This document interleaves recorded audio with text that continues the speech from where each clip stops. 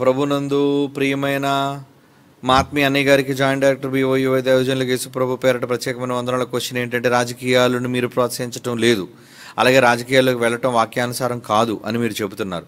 మరి అధికారాన్ని ఇచ్చేది దేవుడే అని మీరు వాక్యానుసారంగా వివరిస్తున్నారు. మరి ఇంతకీ అధికారాన్ని దేవుడు ఇచ్చినప్పుడు తన పిల్లలను రాజకీయాల్లోనికి వెళ్ళకూడదు అని ఎలా చెప్పగలరు? దయచేసి వివరించండి. తప్పు పట్టడానికి కాదు, తెలుసుకోవడానికి ఆలోచన తప్ప మరి ఇంకొకటి లేదన్నయ్య. తప్పైతే క్షమించండి. ఇంతకీ క్రైస్తవులు రాజకీయాల్లోనికి వెళ్ళవచ్చా, వెళ్ళకూడదు? దయచేసి వివరించగలరు. మీ సహోదరుడు రత్నం, హైదరాబాద్ నుంచి. ఓకే, రాజకీయాల్లో ఉండటం, రాజకీయాలు అనేది ఒక భాగం,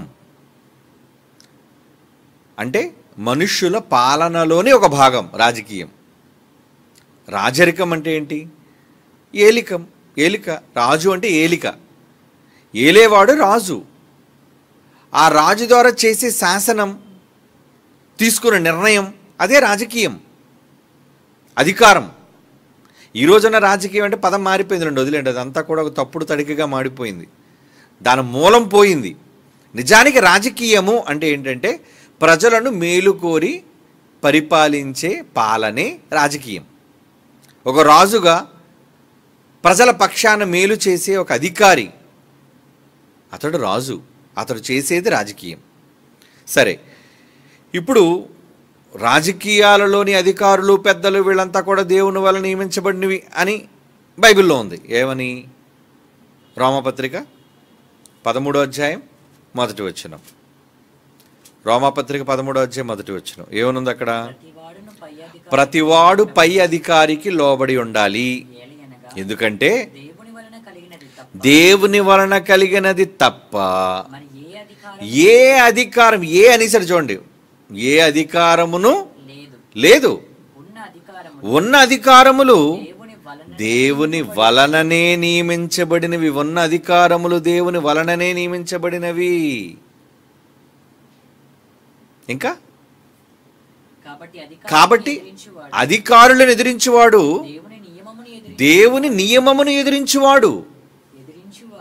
అలా ఎదిరించేవాళ్ళు తమ మీదికి తామే శిక్ష తెచ్చుకుందురు. కనుక అధికారులను దేవుడు నియమిస్తున్నాడు. నీకు మేలు కలుగుటకు అధికారులు దేవుని పరిచారకులు అంటున్నాడు. చూడండి ఇంకా కిందకి వెళితే 4వ వచనంలో ఎవరు వాళ్ళు? దేవుని పరిచారకులు అంటే లా, ఏమండి, ఆర్డర్, లా అండ్ ఆర్డర్ అంటారు. పోలీసు వ్యవస్థ లేకపోతే ఏముంటుందండి సమాజంలో? దొంగోళ్ళు, నరహంతకులు రెచ్చిపోరు.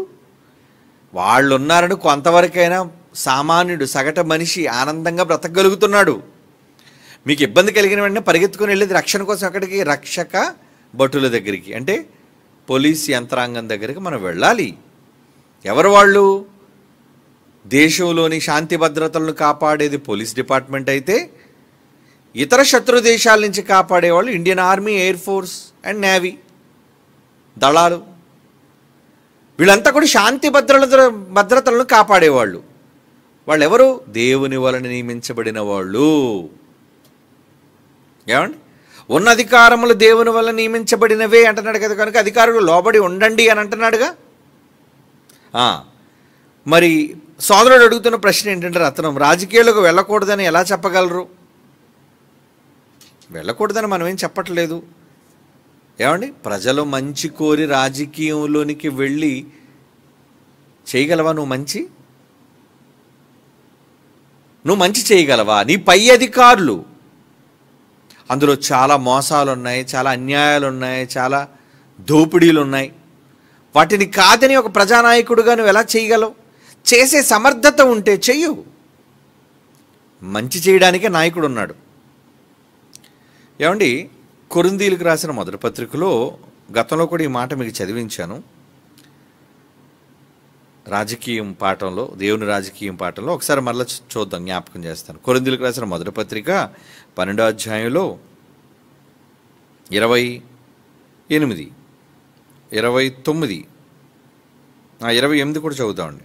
28 దేవుడు సంఘములు అంటాడు. సంఘములు అంటే మనలో, క్రైస్తవులలో సంఘములో మొదట కొందరిని అపోస్తలులుగాను, కొందరినేమో ప్రవక్తలుగాను, పిమ్మట కొందరిని బోధకులుగాను, అటు పిమ్మట కొందరిని అద్భుతములు చేయువారుగాను, తరువాత కొందరిని స్వస్థపరుచు కృపావరములు గలవారిగాను, కొందరిని ఉపకారములు చేయువారుగాను, కొందరిని ప్రభుత్వములు చేయువారిగాను అంటున్నాడు. చూడండి, ప్రభుత్వము, గవర్నమెంట్ అంటే ప్రభుత్వ పాలన. ప్రభుత్వం ఎవరు?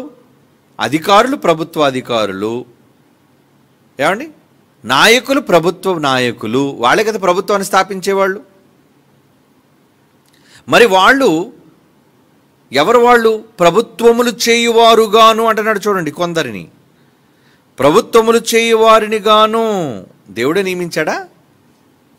సంఘంలో ఉన్నారా? తప్పే ఉందండి. ఒక కలెక్టర్గా ఉండడం తప్పేం లేదు. ఒక ప్రజా నాయకుడిగా ప్రజా సంక్షేమం కోసం ఉండడం తప్పులేదు. ఏమిటి, క్రైస్తవులకు ఇబ్బంది కలిగేటప్పుడు క్రైస్తవుల పక్షాన క్రైస్తవులు గళం వినిపించడానికి అసెంబ్లీలోను పార్లమెంట్లోనూ ఉంటే తప్పేం లేదు. కానీ అక్కడ అందరూ దొంగలైనప్పుడు, అక్కడ నీ మాట చెల్లనప్పుడు, నువ్వు అధికారంతో అక్కడికి వెళ్ళినా నీ మాటను ఎవరు పట్టించుకోలేనప్పుడు అప్పుడు నిష్ప్రయోజనం. ఎందుకంటే మెజారిటీ అంతా కూడా దోపిడి దొంగలుగా ఉంటే నువ్వు ఒక్కడే మంచివాడుగా ఉన్నంత మాత్రాన్ని ఏం చేయగలవు? ఏమంటే ఒక్క మంచి వ్యక్తి అయినంత మాత్రాన రాష్ట్రం అంతా మారిపోతుందా? కాదండి. ప్రభుత్వ అధికారులు, రాజకీయ నాయకులు అందరూ మంచివాళ్ళుగా ఉంటేనే ప్రజలకు మేలు జరిగేది. కాబట్టి రాజకీయాల్లోనికి వెళ్ళటం తప్పేం కాదు. ప్రజాక్షేమం కోసం నేను ఒక అధికారిగా ఉండి, ఒక రాజకీయ నాయకుడిగా ఉండి క్రైస్తవులు నేను కాపాడుతాను ఇతర ప్రజలతో సమానంగా అంటే వెరీ గుడ్, కాపాడు. నీ ధర్మాన్ని నువ్వు చెయ్యి. బైబిల్ ఏం తప్పు అంది దాన్ని. కానీ ప్రజలను మోసగించకు. అక్కడికి వెళ్ళిన తర్వాత, అధికారం వచ్చిన తర్వాత నువ్వు లంచాలకు లొంగిపోకు, తప్పుడు నిర్ణయాలు తీసుకోకు, ప్రజలకు కీడు చెయ్యకు.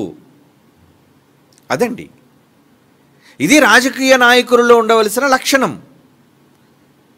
అలా ఉండొచ్చా మంచివాళ్ళు కంటే? మంచివాళ్ళుగా నాయకుడిగా ఉంటారంటూ ఉండయ్యా, తప్పేమీ లేదు. ఉండి క్రైస్తవుల పక్షాన ఉండు. మొదటి శతాబ్దంలో పౌలు గారిని కాపాడిన వాళ్ళు కూడా ప్రభుత్వంలోని కొంతమంది అధికారులు. వాళ్ళు పౌలు గారికి స్నేహితులు. అలాగే యేసు ప్రభు వారికి ఉపచారం చేసిన స్త్రీలలో కొంతమంది ప్రభుత్వంలో ఉన్నవాళ్ళు ఉన్నారు. పొంతి పిలాతు దగ్గర పనిచేసిన వాళ్ళు ఉన్నారు. ఏమండి, గవర్నమెంట్లో పనిచేసే వాళ్ళు ఉన్నారు. స్త్రీలు ఉన్నారు, పురుషులు ఉన్నారు. ఎందుకున్నారు? మంచి కోసం. కనుక నీవు దేవునికి లోబడి మంచి చేసే గుణం నీకున్నప్పుడు చెయ్యకూడదు అనడానికి ఎవరికి అధికారం లేదు. చెయ్యి నాయన, మంచి చెయ్యి. కనుక రాజకీయాల్లోనికి వెళ్ళటం మంచిదేనా అంటే మంచిదే. దేనికి? వాళ్ళలా చేయడానికి కాదు. నీ నియోజకవర్గ ప్రజలకు లేదా క్రైస్తవుల పక్షాన ఒక నాయకుడుగా ఈ దేశంలో బైబిల్ రాజ్యాంగబద్ధంగా ప్రకటించబడడానికి నువ్వు ఒక నాయకుడిగా మారుతావా? అంటే మా గళాన్ని వినిపించే ఒక స్వరంగా నువ్వు ఉంటావా? ఓకే, ఉండు. ఎందుకంటే నన్ను అసెంబ్లీలోకి రానివ్వరు. ఏమండి, నేను అసెంబ్లీలో మైక్ ఇవ్వండి నేను మాట్లాడతానంటే ఇవ్వరు. ఏమండి, పార్లమెంట్లో ఢిల్లీలో నాకు ఇవ్వండి అంటే ఇవ్వరు. అక్కడ మాట్లాడాలి అంటే, చట్టసభలోనికి అడుగు పెట్టాలి అంటే నువ్వు ప్రజాక్షేత్రంలో ఎన్నికల్లో నువ్వు నిలబడి గెలవాలి. అప్పుడే అక్కడికి వెళ్ళిన తర్వాత తన గళాన్ని వినిపించి ఒక అన్యాయాన్ని, ఒక తప్పుని అడ్డగించాలి. మొన్న మణిపూర్ సంఘటన జరిగింది కదండి. దేశమంతా దాని గురించి మాట్లాడుకుంది. ఆ మణిపూర్కి సంబంధించి ఎన్నుకోబడిన ఒక నాయకుడు, గెలుపొందిన ఎంపీ, మెంబర్ ఆఫ్ పార్లమెంట్, మొన్న పార్లమెంట్లో మాట్లాడుతూ, మోదీ గారు మీరు చంద్రమండలానికి వెళ్ళడానికి సిద్ధపడుతున్నారు, లేదంటే రాకెట్ ఎక్కడానికి సిద్ధపడుతున్నారనే పుకార్లు మాకు వినిపిస్తున్నాయి, లేదా రాకెట్ని పంపడానికి సిద్ధపడుతున్నారు అనే పుకార్లు మాకు వినిపిస్తున్నాయి. మీరు ముందు చంద్రమండలానికి వెళ్లే ముందు, ఇస్రో శాస్త్రవేత్తల దగ్గరికి వెళ్లే ముందు ఒక్కసారి మణిపూరు రండయ్యా అని పిలుస్తున్నాడు. ఎవరనగలరు ఆ మాట? అక్కడ అతను చెప్పుకోవాలి జవాబు దానికి. ఏమండి, అక్కడ అతను అడిగే అధికారం ఉంది. ఎందుకు? Because elected member of parliament. ప్రజల చేత ఎన్నుకోబడిన నాయకుడు, మణిపూర్ ద్వారా ఎన్నుకోబడిన నాయకుడు. అందుకే మణిపూర్లో జరిగిన సంఘటనలు గళమిప్పుతున్నాడు. అక్కడ ఎంత అన్యాయం జరిగింది, మీరు ఎందుకు పట్టించుకోలేదు, మీరు ఎందుకు రాలేదు ఎప్పటివరకు మణిపూర్కి? దాని వెనకాల జరిగిన విషయాలేంటి? భూ తగాదాలా, మైనింగ్ తగాదాలా, ఇవన్నీ ఏంటి? చాలా ఉన్నాయి దాంతో ముడిపడి. కులాంతర భయంకరమైన విభేదాలు అన్నీ చాలా ముడిపడ్డాయి దాంతో. వీటి కోసం మీరు ఎందుకు గళం ఎప్పలేదు? అసలు మీరు ఎందుకు మణిపూర్ రాలేదు? తర్వాత మీరు చంద్రుడి మీదకి వెళ్తురు కానీ, లేదా ఎవరైనా పంపుదురు కానీ, ముందు మా దగ్గరికి రండి అని మాట్లాడుతున్నాడు. అంటే ఇది ఎందుకు చెప్పానంటే, చట్టసభల్లో మాట్లాడాలి అంటే అధికారం, ఎన్నుకోబడిన వాడుగా ఉండాలి. అంటే మరి రాజకీయ నాయకుడే కదా, రాజకీయ నాయకుడే ఎంపీగా ఉంటాడు. అతను మరో పేరు రాజకీయ నాయకుడు, మినిస్టర్. కనుక నాన్న, ప్రజలను క్షేమంగా కాపాడే ఏ నాయకుడైనా మంచివాడే, ప్రజానాయకుడే. ఆ ప్రజానాయకుడిగా ఎవరైనా మారొచ్చు అంటే మారొచ్చు, తప్పు లేదు. ప్రజానాయకుడిగా మారండి. ఓకేనా?